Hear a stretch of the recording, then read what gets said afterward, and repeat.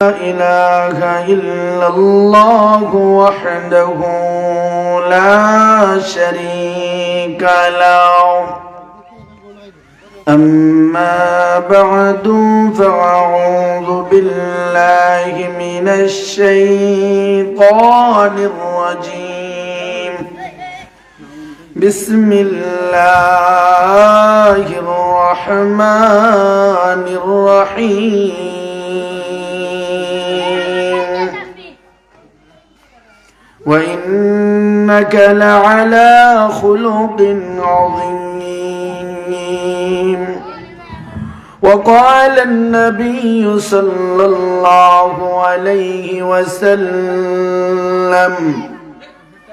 التاجر الصدوق الأمين مع النبيين والصديقين والشهداء والصالحين،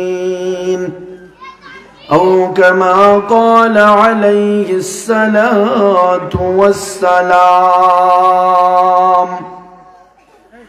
عشق محبوب خدا जिस दिल में हासिल नहीं, लाखों हो मोमिन हो मगर ईमान में कामिल नहीं। बलगल उला बिकमालिही कशफत नुजा बिजमालिही हसनत जमीउ खिसालिही सल्लू अलैहि वआलिहि। ला इलाहा इल्लल्लाह, ला इलाहा इल्लल्लाह, ला इलाहा इल्लल्लाह, ला इलाहा इल्लल्लाह, ला इलाहा इल्लल्लाह, ला इलाहा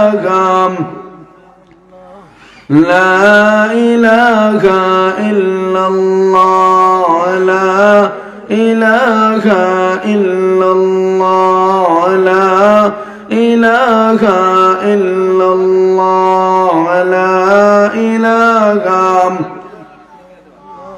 ला इलाहा इल्लल्लाह मुहम्मदुर रसूलुल्लाह সাল্লাল্লাহু আলাইহি ওয়াসাল্লাম।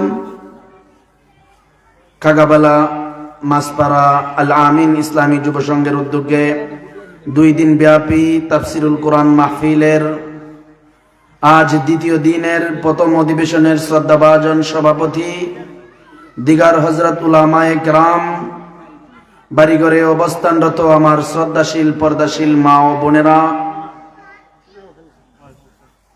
আমি আপনাদের খেদমতে পবিত্র কালামুল্লাহ থেকে ছোট্ট একখানা আয়াতে কারিমা তেলাওয়াত করেছি। রসুলের অগণিত হাদিসের ভান্ডার থেকে একখানা হাদিস পাঠ করেছি। উক্ত আয়াত এবং হাদিসকে সামনে রেখে অল্প কিছু সময় কথা বলবো।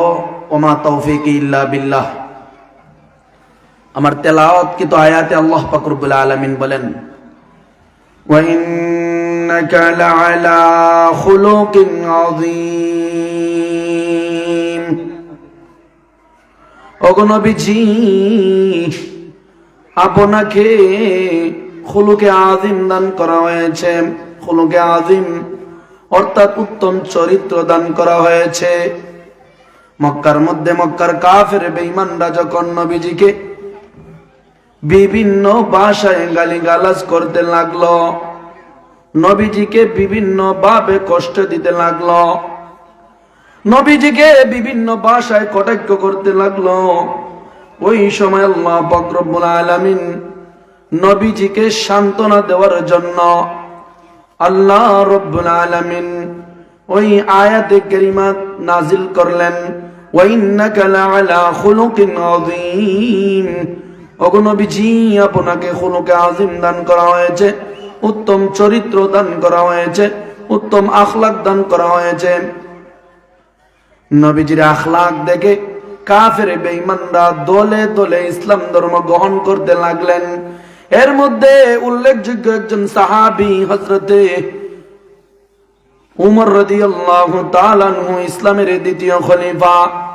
নবীজির আখলাক দেখে, নবীজির চরিত্রের প্রতি মাধুর্য হয়ে, নবীজির আখলাক দেখে তিনি ইসলাম ধর্ম গ্রহণ করলেন। হযরতে উমর রাদিয়াল্লাহু তাআলা আনহু তখনও ইসলাম ধর্ম গ্রহণ করেন নাই। এমন সময় মক্কার মধ্যে কাফের বেঈমানরা, মক্কার কাফের বড় বড় লিডারেরা মক্কার দারুন নাদওয়ার বৈঠকের মধ্যে ঘোষণা করে দিল, যদি কেউ মুহাম্মাদের মাথা এনে দিতে পারো তাহলে তোমাদেরকে 100 উট পুরস্কার দেওয়া হবে। নবীজির মাথা যে এনে দিতে পারবে তাকে 100 উট পুরস্কারে পুরস্কৃত করা হবে। তাই শুনিয়া মক্কার কাফের বেঈমানরা, অনেক বড় বড় যুবকেরা নবীজির মাথা আনার জন্য বাহির হয়ে গেল। এর মধ্যে উমর নবীজির মাথা আনার জন্য বাহির হয়ে গেলেন। তলোয়ার হাতেই ছিল, তলোয়ার কাঁধের মধ্যে ঝুলানো অবস্থায় রাস্তায় নবীজির মাথার আনার জন্য অগ্রসর হয়ে গেলেন, বাহির হয়ে গেলেন। পথের মধ্যে হযরতে নাঈম রাদিয়াল্লাহু তাআলা আনহুর সঙ্গে সাক্ষাৎ হইল। নাঈম রাদিয়াল্লাহু তাআলা আনহু উমর রাদিয়াল্লাহু তাআলা আনহুর বন্ধু ছিলেন। উনি বলতেছেন, কি ভাই উমর, কোথায় যাচ্ছ? উনি আগেই মুসলমান হয়ে গিয়েছিলেন, কিন্তু ওই বিষয়টা উনি উমরকে জানান নাই। উমরকে বললেন, কি ভাই উমর, কোথায় যাচ্ছেন আপনি? উমর বললেন, দেখেই তো বুঝতে পারতেছ আমার হাতে তলোয়ার, আমি মুহাম্মাদের মাথা আনার জন্য যাচ্ছি। মক্কার দারুন নাদওয়ার বৈঠকের মধ্যে ঘোষণা করা হয়েছে, যে মুহাম্মাদের মাথা এনে দিতে পারবে তাকে 100 উট পুরস্কার করা হবে। তাই আমি মুহাম্মাদের মাথা আনার জন্য যাচ্ছি।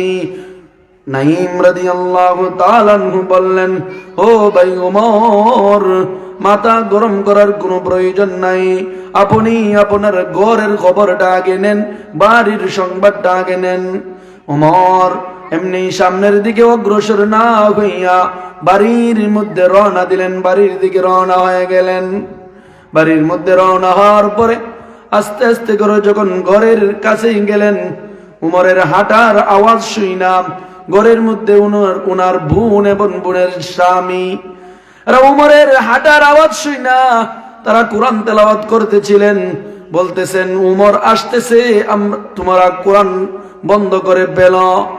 কোরআন শরীফ বন্ধ করে লুকিয়ে রেখে দিলেন। উমর দরজার মধ্যে করাঘাত করলেন, দরজাটা খুলো, দরজাটা খুলো, দরজাটা খুলো। উমরের আওয়াজ শুইনা বোন ফাতেমা দরজাটা খুললেন। খোলার পরে উমর বলতেছেন, দরজা খুলতে তো দেরি হইল কেন? দরজা খুলতে তো দেরি হইল কেন? তোমরা কি মুসলমান হয়ে গিয়েছো নাকি?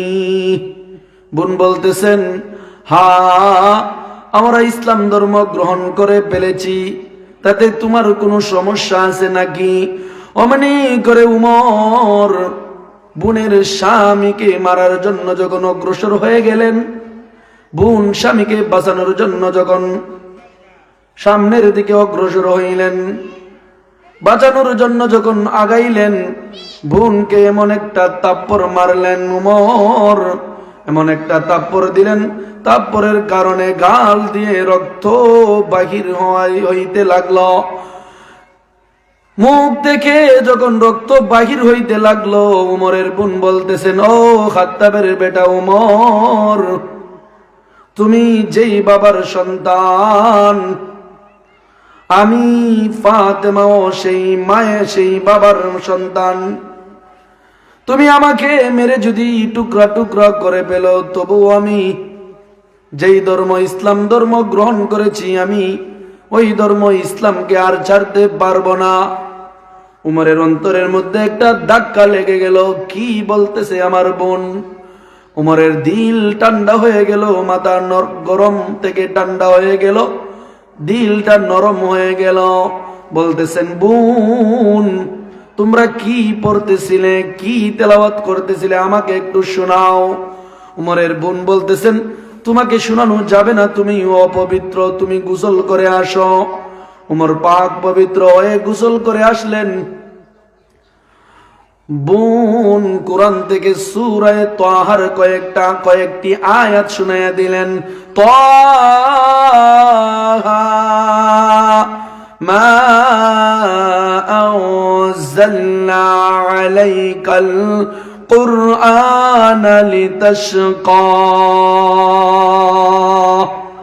সূরা তাহার কয়েকটি আয়াত যখন শুনাইয়া দিলেন, উমরের বুঝতে আর বাকি রইল না যে ওগো নবীজি, আপনাকে দুনিয়ার মধ্যে প্রেরণ করা হয়েছে আপনাকে কষ্ট করার জন্য নয়। ওগো নবীজি, আপনাকে কোরআন দেওয়া হয়েছে, আপনি এত পেরেশানি হওয়ার কোনো প্রয়োজন নাই, টেনশনের কোনো প্রয়োজন নাই, মুখস্থ করার জন্য এত তাড়াহুড়া করার কোনো প্রয়োজন নাই। ওগো নবীজি, আপনাকে কোরআন নাজিল করা হয়েছে আপনার উপর, আপনি ব্যস্ততা করবেন না, টেনশনের কোনো প্রয়োজন নাই, আপনাকে কষ্ট দেওয়ার জন্য আপনার উপর কোরআন নাজিল করা হয় নাই। উমর যখন এই সূরা তাহার কয়েকটা আয়াত শোনার পরে বুঝতে পারলেন যে নবীজি সত্য, কোরআন সত্য, উনি তলোয়ার হাতে নিয়েই নবীজির দরবারে গিয়ে উপস্থিত।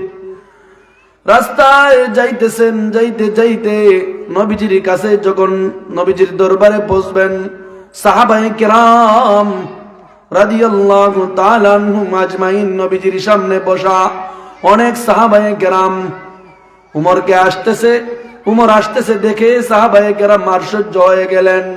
নবীজির চাচা হযরতে হামজা রাদিয়াল্লাহু তাআলা আনহু বলতেছেন, ও সাহাবায়ে কেরামের দল, আপনারা চিন্তা করিও না, উমর যদি ভালো নিয়তে আসে তাহলে তো ভালো, আর যদি খারাপ নিয়তে আসে তাহলে উমরের তেলোয়ার দিয়া উমরের মাথাকে দ্বিখণ্ডিত করা হবে।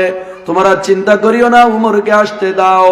উমর যখন রাসূলের একেবারে নিকটবর্তী হয়ে গেল, নবীজি সাহাবায়ে কেরামদেরকে বললেন, ও সাহাবায়ে কেরামের দল, উমরকে তোমাদের মধ্যখানে দিয়া রাস্তা করে দাও।